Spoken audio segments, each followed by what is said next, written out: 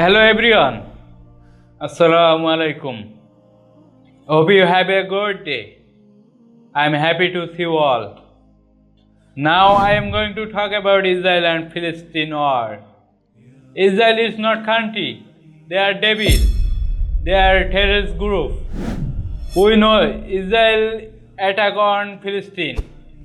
They are bombing, shooting, firing on Philistine. Many people died on this attack. More than 30,000 people died in this attack. We also know that Israel attacked on Philistine and Iranian embassy during Eid al-Fitr. Then Iran attacked on Israel. Israel had many loss and damage in this attack. We Muslims stand with Philistine. We pray for Philistine. Allah is with us.